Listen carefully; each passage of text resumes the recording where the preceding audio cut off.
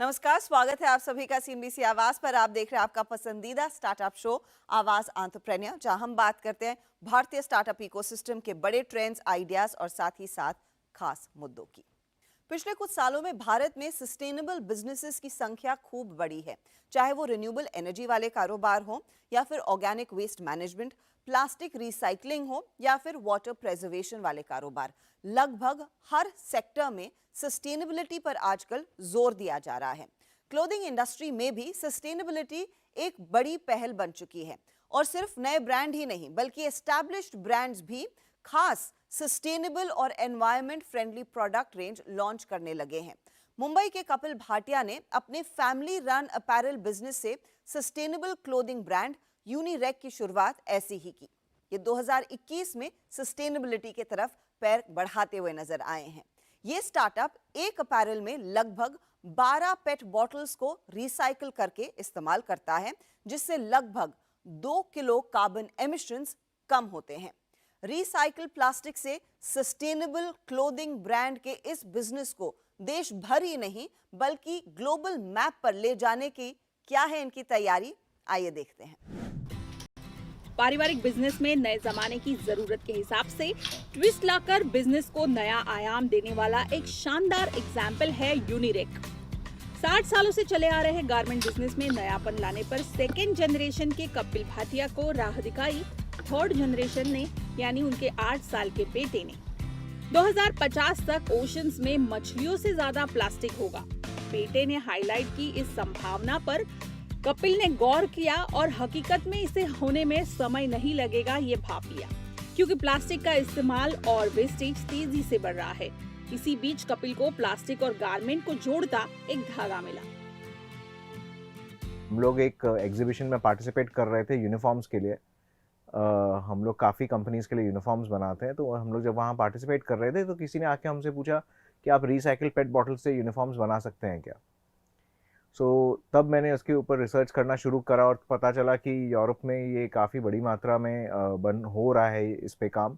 और तब मैंने इस पर मेरा एक डिसीजन ऐसा था उस पर कि अगर मैं बनाऊंगा भी तो इसमें मैं कुछ भी इंपोर्ट नहीं करूंगा, बनाऊंगा तो complete made in India product बनाऊंगा, नहीं तो नहीं बनाऊंगा। तो जब रिसर्च करना शुरू किया तो मुझे पता चला काफ़ी लोग इंडिया से एक्सपोर्ट कर रहे हैं फैब्रिक, लेकिन इंडिया के लिए कोई नहीं बना रहा। That is when I decided कि नहीं, इसका तो ब्रांड बनाना चाहिए एंड लोगों को डेली वेयर में ऐसे कपड़े बनाओ जो वो उनको डेली वेयर में यूज़ करने में बड़ा कंफर्टेबल हो। एंड वहाँ से ये पूरी जर्नी स्टार्ट हुई एंड हमें करीब करीब आज 2 साल हो गए हैं उस जर्नी पे।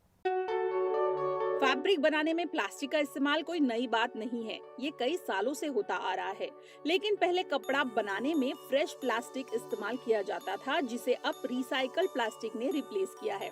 वैसे रिसाइकल प्लास्टिक को फैब्रिक के अलावा कई और जगह इस्तेमाल किया जाता है और हमारे देश में 90% प्लास्टिक रिसाइकलिंग से रीयूज किया जाता है। तो इस सब में यूनिरेक का रोल क्या है, जानते हैं कपिल से। जब हम एक गारमेंट बनाते हैं रिसाइकिल पेट बॉटल से, तो जो उसमें कार्बन एमिशंस हैं वो करीब करीब 40% कम हो जाती है। और कार्बन एमिशंस का मतलब है कार्बन डाइऑक्साइड, जो आज सबसे बड़ा फैक्टर है क्लाइमेट चेंज में। तो आप ये समझिए, आज हम लोग जो एक गारमेंट बना रहे हैं, एक नॉर्मल गारमेंट जब हम लोग टी शर्ट बनाते हैं पॉलिएस्टर की, तो उसमें 10 किलो कार्बन एमिशंस जाते हैं, 10 kgs ऑफ कार्बन डाइऑक्साइड। आज सेम चीज़ हम लोग जब रिसाइकिल पेट बॉटल से बनाते हैं तो कार्बन एमिशंस 40% कम हो जाते हैं। That is 4 kilo carbon emissions कम हो जाते हैं पर गारमेंट। अब ये समझ लीजिए कि अगर हम लोग एक कंपनी के लिए या अपने ब्रांड में हर महीने 10,000 पीस भी बना रहे हैं, हम लोग स्ट्रेट अवे 40,000 किलो के कार्बन एमिशन हर महीने कम कर रहे हैं।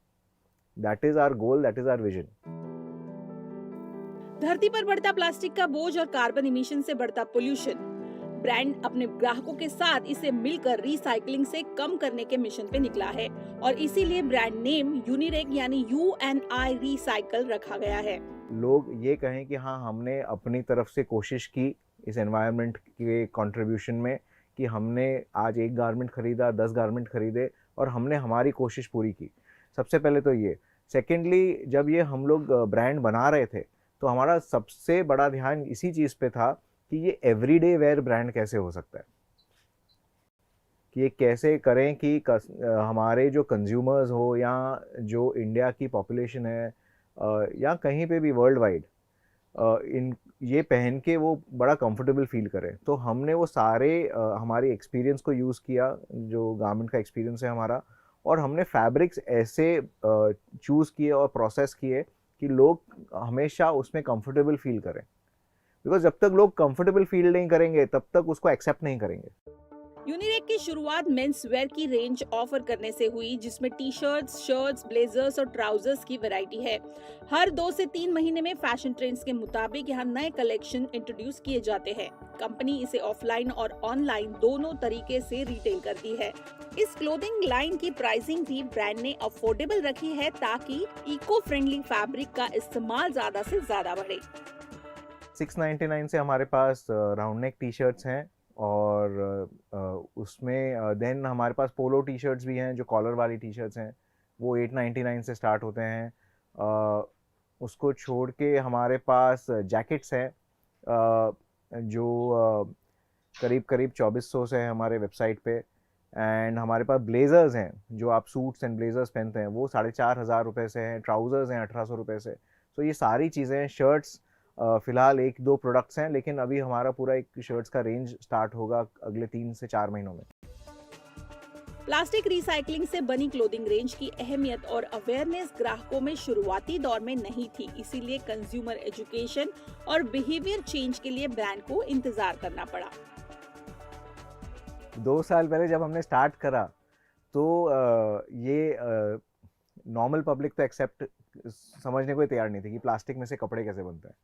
सो थैंकफुली कंपनीज़ में ये अवेयरनेस बहुत ज़्यादा थी। तो हमें एक कंपनी ने ऑर्डर दिया मात्र 3 लाख रुपए का, और वहाँ से हमने पहले उनको टी शर्ट सप्लाई करी। उसके बाद पिछले साल सिर्फ इसी प्रोडक्ट में हमने करीब करीब 60 लाख्स के गारमेंट्स बनाए, और इस साल ऑलरेडी हम लोग उस लास्ट ईयर के फिगर को क्रॉस कर चुके हैं। शायद by the end of this year हम लोग मतलब मार्च तक हम लोग शायद 2.5 करोड़ के सेल्स को क्रॉस कर लेंगे। अब तक कंपनी में 60 लाख का निवेश कर चुके फाउंडर्स एक सीड राउंड इन्वेस्टमेंट भी जुटा चुके हैं, और अगले साल के लिए 10 करोड़ का रेवेन्यू टारगेट सेट करते हुए ब्रांड भारत के कोने कोने में पहुंच बढ़ाने के साथ अब जल्द इंटरनेशनल मार्केट में कदम रखने जा रहा है। मेंस और विमेन वेयर रेंज के बाद आगे किड्स क्लोथिंग लाइन पर कंपनी अपना फोकस बनाएगी। प्लास्टिक वेस्ट को रिसाइकलिंग से टेक्सटाइल प्रोडक्ट्स में कन्वर्ट करते हुए सर्कुलर एनवायरनमेंट को बढ़ावा देने वाले ब्रांड्स धीरे धीरे मार्केट में अपनी पहचान बना रहे हैं।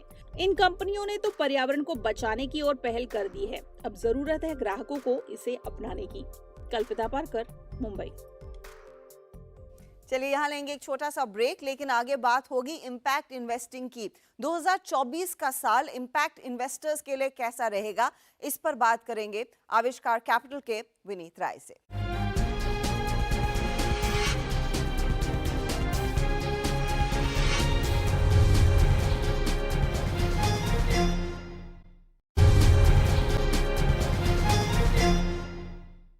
Welcome back. आप देख रहे हैं आवाज एंटरप्रेन्योर CNBC आवाज पर। 2023 का साल भले ही भारतीय स्टार्टअप्स के लिए फंडिंग के लिहाज से एक ठंडा साल रहा हो, लेकिन ये नया साल 2024 का उम्मीदों से भरा है। ज्यादातर वेंचर फंड्स के पास पर्याप्त ड्राई पाउडर यानी कि पर्याप्त पूंजी है जो इस साल एलोकेट होगी। एक ऐसा ही वेंचर फंड है आविष्कार कैपिटल, जिसने हाल ही में अपने 6th इंडिया फंड के लिए $150 मिलियन का कॉपस जुटाया है, और कंपनी 2024 में लगभग 8 इन्वेस्टमेंट्स करने को तैयार है। मेरे साथ जुड़ रहे हैं आविष्कार ग्रुप के फाउंडर और आविष्कार कैपिटल के मैनेजिंग पार्टनर विनीत राय। विनीत, बहुत बहुत स्वागत है आपका CNBC आवाज पर। पहले तो नए साल की ढेरों शुभकामनाएं। आई एम श्योर 2024 से कई सारी एक्सपेक्टेशन है पूरे इकोसिस्टम की, लेकिन आप बताइए आविष्कार में लोग किस चीज को लेकर ज्यादा उत्साहित है 2024 की जब बात आती है? बहुत बहुत सबको नववर्ष की शुभकामनाएं। जब 2023 की शुरुआत हुई थी तो बहुत सारी चीजें जो थी हम लोग को डरा रही थी। ग्लोबल रिसेशन लग रहा था कि we will be facing global recession. Inflation जो था किसी के कंट्रोल में नहीं था, और इंटरेस्ट रेट जो है रेजिम बहुत टाइटन हो रही थी सब जगह पे। 2024 में ना, जैसे हम 2024 में आ रहे हैं तो ग्लोबल रिसेशन जो है वो करीब करीब हमारी निगाहों से दूर जा चुका है। वी कैन क्लियरली से कि रिसेशन नहीं होगा। जो इन्फ्लेशन साइकिल्स हैं वो टीएम हो गई है, और जो tightening of interest rate regimes है वो भी अब कम होते हुए दिखाई दे रही हैं। ये सब चीज जो है 2024 को काफी पॉजिटिव तरीके से दिखाता है। एक और जो चीज जिसके बारे में हम लोग 2023 में बहुत चिंतित थे कि यूक्रेन रशिया वॉर का जो इम्पैक्ट होगा वो किस प्रकार का होगा, एनर्जी प्राइसेस किस तरफ जाएंगी, ये दोनों चीज पिछले 12 महीने में हमने देखा है। एक दोनों का कॉन्फ्लिक्ट तो हुआ लेकिन ये काफी कंट्रोल में है, और जो एनर्जी प्राइसेस हैं वो एक सर्टेन बैंड में ही घूम रही हैं। इसका मतलब कि 2024 में ये जो खतरा था ये काफी कम है। और जब आप हिंदुस्तान की तरफ देखते हैं तो ये एक ओएसिस की तरह नजर आता है, जबकि दुनिया के अंदर बहुत तकलीफ है, बहुत तरह की चैलेंजेस हैं। पिछले 2 क्वार्टर में जीडीपी ग्रोथ जो है वो बहुत ही सकारात्मक रही है, और जो हम लोग देख रहे हैं, और generally government of India, reserve bank of India, chief economic adviser, इन सबके plus international monetary fund and world bank के भी जो प्रिडिक्शंस हैं वो इंडिकेट कर रहे हैं कि इंडिया का ग्रोथ जो है बेटर होगा। We are also entering into a politically unstable cycle with the hope that there will be a stable regime. हम लोग इलेक्शन ईयर में हैं, so there are many things that are turbulent, but there are many things which are very positive, बहुत बहुत positive हैं।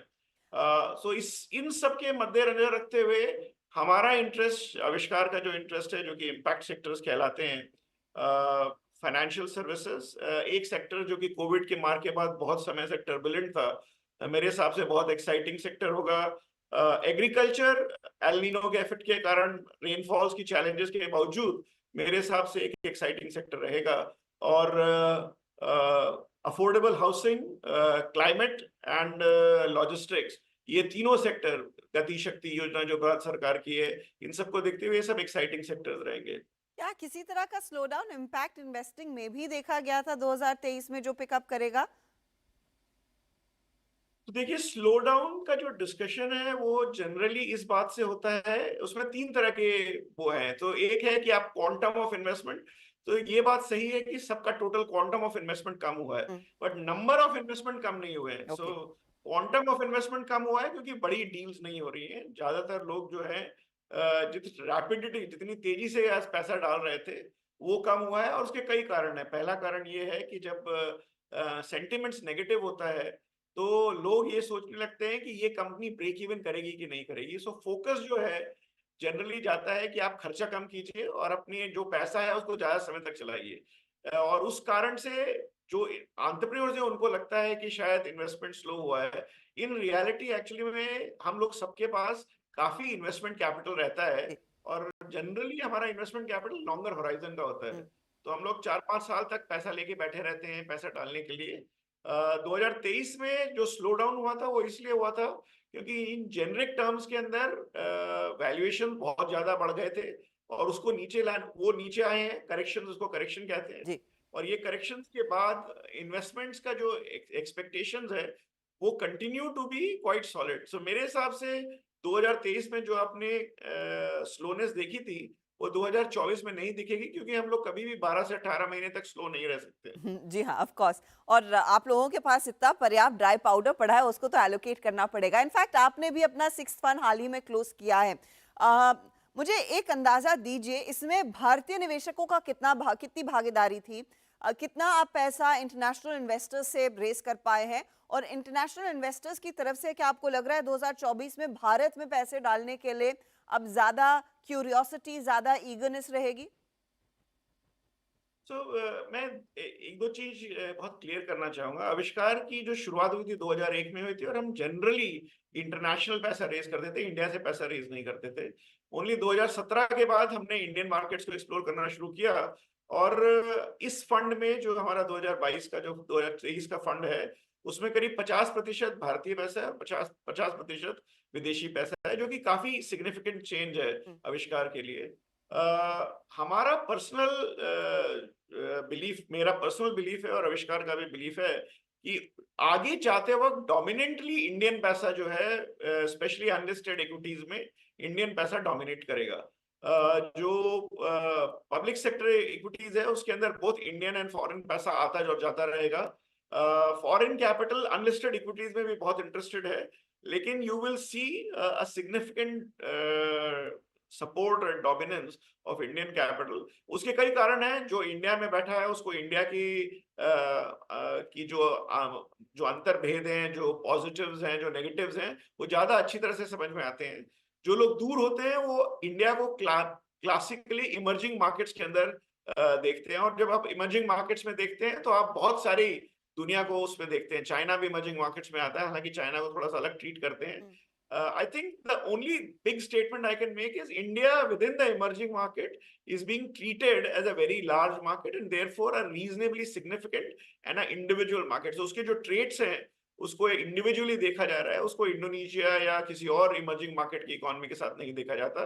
लेकिन international allotments जो allocations जो होते हैं normally, specially development finance institutions के ओवर इंडिया के अंदर हमेशा they are always over the top. So वो लोग जनरली स्ट्रगल करते हैं क्योंकि उनकी जो लिमिट्स होती हैं वो हमेशा ब्रेक करते हैं, because India is a very large market और इंडिया के अंदर बहुत ज्यादा अपॉर्चुनिटीज होती हैं। आई थिंक इंडिया को एज ऑन टुडे हमको किसी भी तरह से डिफेंसिव नहीं होना चाहिए कि हमारा स्केल, साइज और ग्रोथ ऑफ इकोनॉमी हमको एक बहुत ही डिस्टिंक्ट इकोनॉमी की तरह प्रेजेंट करता है दुनिया में। एंड इसको लेते हुए मुझे लगता है कि इंटरनेशनल इन्वेस्टमेंट का इंटरेस्ट इंडिया में बहुत हाई रहेगा। अब हम उसको किस तरह से स्वीकार करते हैं वो बात अलग है।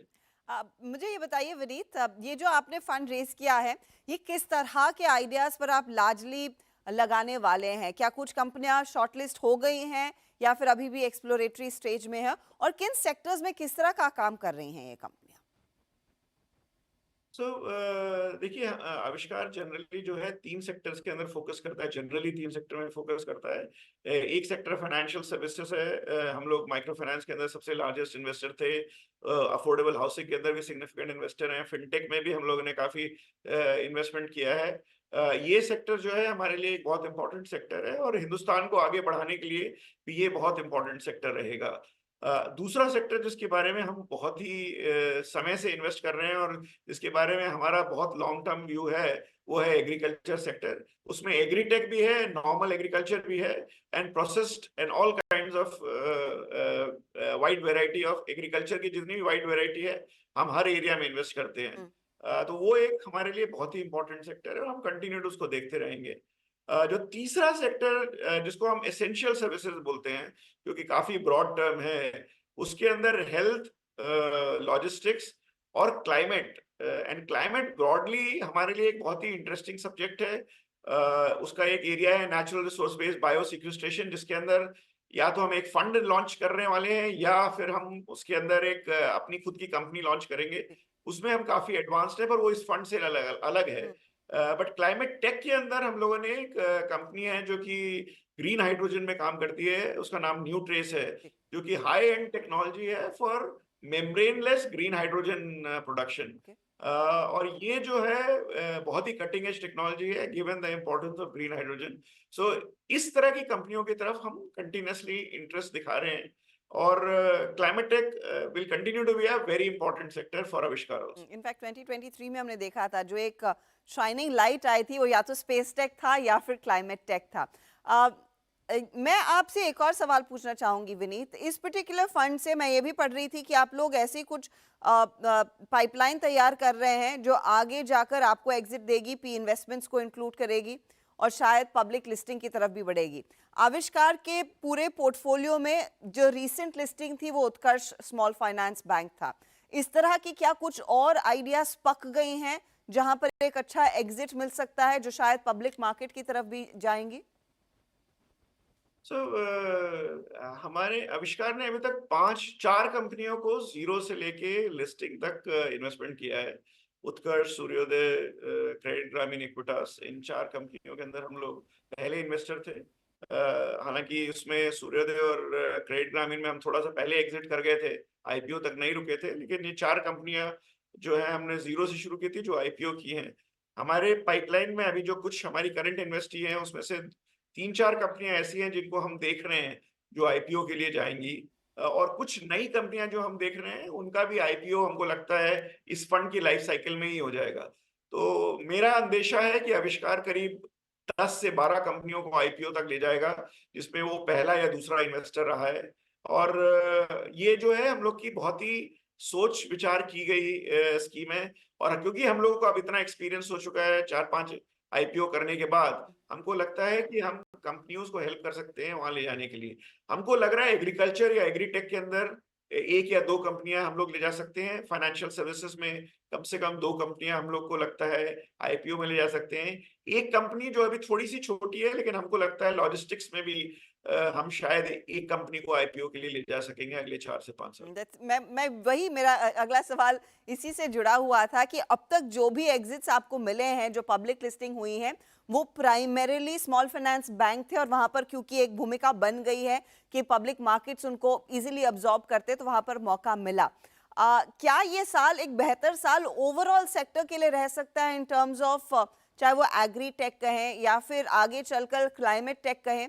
क्या आपको लग रहा है वो इम्पैक्ट, अच्छा इम्पैक्ट क्रिएट करने वाली कंपनियों के लिए भी जगह है पब्लिक मार्केट्स में? उतना मार्केट डेवलप हो रहा है और it's still further 5 years ahead? तो देखिए 2024 के अंदर कई चीजें होने वाली हैं, जैसे कि इलेक्शन होने वाला है, और उस इलेक्शन के बाद जनरल बिलीफ है कि पब्लिक मार्केट्स जो है उनका परफॉर्मेंस काफी ऊपर तक जाने वाला है। नाउ ये जो चीजें हैं, it is very difficult to time a market, so बहुत मुश्किल होगा ये कहना कि इस साल में ही हम लोग कोई लिस्टिंग ला पाएंगे या ले सकेंगे जो कि एग्रीकल्चर या एग्रीटेक या वेस्ट मैनेजमेंट या किसी और तरह की कंपनी में होगा। मेरे को लगता है कि उसके लिए शायद हमको 1-2 साल और वेट करना पड़ेगा। लेकिन अगर 2024 नहीं तो 2025 या 2026 में आप इस तरह की कंपनियों का लिस्टिंग देखेंगे, जो कि ना कि इन्वेस्टर को अच्छा रिटर्न देगी, बट हिंदुस्तान के जो निचले तबके के इंसान हैं उनकी मदद भी करेगी, उनको भी आगे बढ़ाएगी। इनफैक्ट यही एक चीज थी जिसका इंतजार मेरे ख्याल में आप जैसे निवेशकों का को बरसों से है कि कब हमारी कंपनी को एक्चुअल जो इम्पैक्ट डेफिनेटली क्रिएट करती है, काफी बदलाव लोगों की जिंदगी में लाती है, क्या वो निवेशकों को भी उतने ही रिटर्न देगी? On that note, Vineet Rai, बहुत बहुत शुक्रिया हमारे लिए समय निकालने के लिए। Wish you a very happy 24 and I look forward to all those exits जो आविष्कार की तरफ से आएंगे। नमस्कार, थैंक यू सो मच। चलिए, इसी के साथ आवाज एंटरप्रेन्योर में इस हफ्ते इतना ही। आपको हमारा कार्यक्रम कैसा लगा, इसका फीडबैक आप हमें जरूर दें। अगले हफ्ते फिर मुलाकात होगी। Goodbye, take care.